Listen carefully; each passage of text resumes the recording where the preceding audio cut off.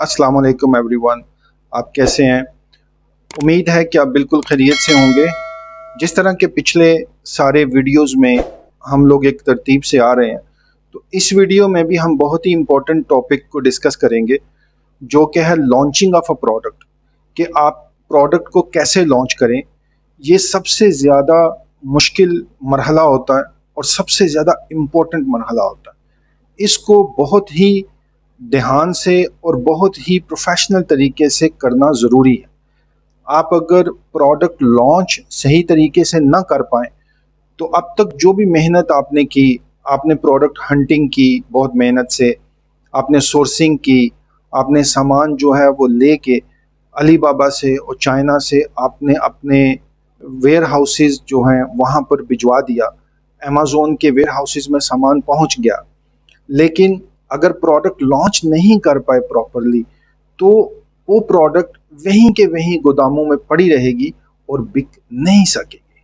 हमारी जो प्रोडक्ट हम लॉन्च करने जाएंगे, उसकी सक्सेस इस चीज़ में है कि वो प्रोडक्ट कितनी ज़्यादा बिकती और कितनी अच्छी सेल हो सकती है। लेकिन प्रोडक्ट बिकेगी और सेल तब ही हो पाएगी जब हमारी प्रोडक्ट कस्टमर को पसंद आएगी और कस्टमर के लिए वो डिज़ायरेबल होगी, कस्टमर की डिमांड पे पूरा उतरेगी और कस्टमर को पसंद आएगी। तो इसलिए बड़ा ज़रूरी है कि हम अपनी प्रोडक्ट जो है वो कस्टमर की रीच में जाए, यानी रीचेबल हो। कस्टमर जो प्रोडक्ट ढूंढ रहा है वो सर्च जब करे तो हमारी प्रोडक्ट उसके सामने पहुंचे। दूसरे लफ्ज़ों में, हमने अपनी प्रोडक्ट को कस्टमर की रीच तक लेके जाना है और उसके लिए आसान करना है। वो आसान किस तरह होगा?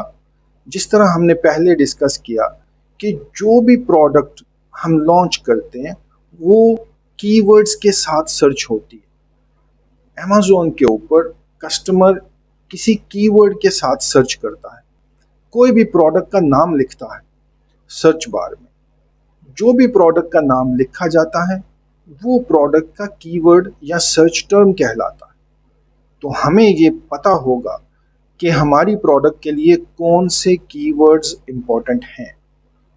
अब इन कीवर्ड्स के ऊपर हमने अपने पेज को रैंक करवाना है या लिस्टिंग को इम्प्रूव करना है और कस्टमर के सर्च रिजल्ट में हमारा पेज को कस्टमर के सामने दिखाना है। इसके बाद दूसरे नंबर पे हमारी प्रोडक्ट को कस्टमर देख के वो चूज़ करे और उस प्रोडक्ट को पसंद करे। उसका पूरा इन्हिसार और दारोमदार उसकी तस्वीरों पे है कि हम कितनी अच्छी पिक्चर्स लगाते हैं और पिक्चर्स अच्छी किस तरह लगाई जा सकती हैं, बनाई जा सकती हैं, ये हम पिछले लेक्चर्स में डिस्कस कर चुके हैं। अच्छी प्रोडक्ट्स और अच्छी इन्फोग्राफिक बहुत ज़्यादा ज़रूरी है कस्टमर की डिज़ायर्ड प्रोडक्ट में शामिल होने के लिए। इसलिए बहुत ज़्यादा प्रोफेशनल तरीके से और अच्छे तरीके से हमें तस्वीरों को लगाना ज़रूरी है। और इससे भी ज़्यादा ज़रूरी है कि कोई सोशल प्रूफ प्रीवियस कस्टमर का हमारी प्रोडक्ट की लिस्टिंग पे मौजूद हो। अब अगर हम एक नई प्रोडक्ट लॉन्च कर रहे हैं तो सोशल प्रूफ पहले से मौजूद कहाँ से होगा? अब ये सोशल प्रूफ हासिल होता है रेटिंग से, कि हमारी लिस्टिंग के ऊपर जितने कस्टमर्स अपनी रेटिंग और रिव्यूज़ छोड़ते हैं वो सोशल प्रूफ बनते हैं। क्योंकि कोई भी कस्टमर जब हमारी प्रोडक्ट को सर्च करेगा और वो देखेगा हमारी प्रोडक्ट को, इमेजेस देख के उसे प्रोडक्ट पसंद आ जाएगी। अब वो प्रोडक्ट की लिस्टिंग तक आएगा। जब वो लिस्टिंग में पहुंचेगा तो वहाँ पे प्रोडक्ट की पिक्चर्स बहुत अच्छी हैं, उसे पसंद आई, टाइटल भी बहुत अच्छा है, हमने फीचर्स भी बहुत अच्छे से एक्सप्लेन कर रखे हैं और कस्टमर को फीचर्स भी पसंद आए। अब वो ख़रीदना चाहता है, लेकिन अभी भी वो हिचकिचा रहा है, he is hesitant to buy, इसलिए कि वो सोचता है कि अगर ये मैं ख़रीद लूँ तो पता नहीं इसकी क्वालिटी कैसी होगी, जो लिखा है वो सही है या नहीं। इसके लिए वो तलाश करता है कि क्या इस प्रोडक्ट के ऊपर कोई रिव्यू है, कोई रेटिंग है, क्या किसी प्रीवियस कस्टमर ने इस प्रोडक्ट पे कोई रिव्यू या रेटिंग रखा है। तो सोशल प्रूफ इसी को कहते हैं। तो हमारी प्रोडक्ट की सक्सेसफुल लॉन्च के अंदर जितनी इंपॉर्टेंट तस्वीरें, टाइटल, फीचर्स या ऑप्टिमाइजेशन ऑफ पेज है, उससे भी ज़्यादा ज़रूरी सोशल प्रूफ है। और ये सोशल प्रूफ हमें फेक नहीं हासिल करना। आप किसी भी ऐसे बंदे की बात मान के फाइवर से या कहीं और से फेक रिव्यूज़ या रेटिंग बाय करने की कोशिश कभी मत करें, क्योंकि अमेज़ॉन का एल्गोरिथम बहुत ही ज़्यादा स्ट्रॉन्ग है और उनका एआई, आर्टिफिशियल इंटेलिजेंस, ये समझ जाएगा कि ये फेक हैं और इसके लिए अमेज़ॉन आपको पिनलाइज कर सकता है। तो हम रिव्यूज़ और रेटिंग को हासिल करेंगे बिल्कुल सही, लीगल, जेन्युइन तरीके से और अमेज़ॉन की रेगुलेशन और रूलिंग्स के मुताबिक। ये सोशल प्रूफ हमारी प्रोडक्ट की लॉन्चिंग के लिए बहुत ज़्यादा ज़रूरी है। तो प्रोडक्ट की सक्सेसफुल लॉन्चिंग के लिए और जेन्युइन रिव्यूज़ और रेटिंग्स हासिल करने के लिए दो मेजर इम्पोर्टेंट तरीके मौजूद हैं। नंबर वन इज़ पीपीसी, जिसे हम पे पर क्लिक कहते हैं या फिर पेड एडवर्टाइजमेंट। उसके तरीके से हम जेन्युइनली सेल हासिल करते हैं और जेन्युइन सेल में से हमें रिव्यूज़ और रेटिंग्स हासिल होती हैं। दूसरा तरीका ऑर्गेनिक है, जिसमें कि सोशल मीडिया मार्केटिंग का सहारा हम लेते हैं और ऑफ अमेज़ॉन मार्केटिंग का सहारा हम लेते हैं। फेसबुक पे मार्केटिंग की जाती है, दूसरे सोशल प्लेटफॉर्म्स पे आप मार्केटिंग कर सकते हैं, टिकटॉक, इंस्टाग्राम, आपकी अपनी website, paid advertisement on your own website और दूसरे सोर्सेज से ट्रैफिक अमेज़ॉन के प्लेटफॉर्म और लिस्टिंग पे पहुंचा के। तो ये दो मेजर तरीके हैं जिनसे हम अपनी प्रोडक्ट की मार्केटिंग करते हैं और पोटेंशियल कस्टमर के सामने लेके जाते हैं, ताकि हमारी सेल जो है वो बढ़ सके और उस जेन्युइन सेल में से हमें जेन्युइन रिव्यूज़ और जेन्युइन रेटिंग हासिल हो सके। अब बहुत से लोग इसमें ये भी करते हैं कि वो पेड एडवर्टाइजमेंट यानी पीपीसी लॉन्च कर देते हैं और चूंकि उस पर एक बजट लगाते हैं, उस पर पैसे खर्च करते हैं, तो वो प्रोडक्ट की प्राइस को जंप कर देते हैं, प्रोडक्ट की प्राइस इंक्रीज कर देते हैं, ये सोचते हुए कि अब हम पेड एडवर्टाइजमेंट कर रहे हैं और हमारे एड कस्टमर्स को नज़र आएंगे on top of the page या फिर प्रोडक्ट के पेज पे, तो इससे हमें सेल ज़्यादा मिलेगी, तो हम ज़्यादा चार्ज करके अपनी एडवर्टाइजिंग कॉस्ट को यहाँ से कवर कर लेते। ये एक बहुत बड़ी गलती है और ये आपको नहीं करनी चाहिए। प्रोडक्ट की लॉन्चिंग में एडवर्टाइजमेंट की कॉस्ट हमेशा शुरू में होती है और ज़्यादा होती है। ये इनिशियल बजट में रखी जाती है साइड पे और इसको यूज़ किया जाता है। प्रोडक्ट की प्राइस को अब मत इंक्रीज करें, क्योंकि जो भी एक सेट स्टैंडर्ड है अमेज़ॉन मार्केट प्लेस के ऊपर सेम प्रोडक्ट्स का, जो कि आपके कंपटीटर्स भी रखे हुए हैं वो सेम प्राइस, आपको उसके बराबर में चलना होता है। क्योंकि जब कस्टमर आपकी प्रोडक्ट को सर्च करके सर्च में बहुत सारी प्रोडक्ट्स और भी देखेगा आपके कंपटीटर्स की और उनकी प्राइस कम होगी आपकी प्रोडक्ट की प्राइस के मुकाबले में, तो यकीनन वो उनकी प्रोडक्ट खरीदने की तरफ जाएगा। तो जो पीपीसी रन करते हैं उस पीपीसी में बेस्ट रिजल्ट लेने के लिए प्रोडक्ट की प्राइस को कम्पिटिटिव रखें और ऐड को रन करें। हमारा शुरू में मेन मकसद है प्रोडक्ट के ऊपर रिव्यूज़ और रेटिंग्स लेके आना। शुरू में आप प्रॉफिट की फिक्र नहीं करें, प्रॉफिट ऑटोमेटिकली आएगा। तो ये एक मार्केटिंग प्लान है। शुरू में पेड एडवर्टाइजमेंट पे ज़्यादा पैसे लगाने होते हैं और उसी की मदद से ऑर्गेनिक ग्रोथ को बूस्ट कराना होता है। तो शुरू में हम पेड एडवर्टाइजमेंट का बजट ज़्यादा रखेंगे।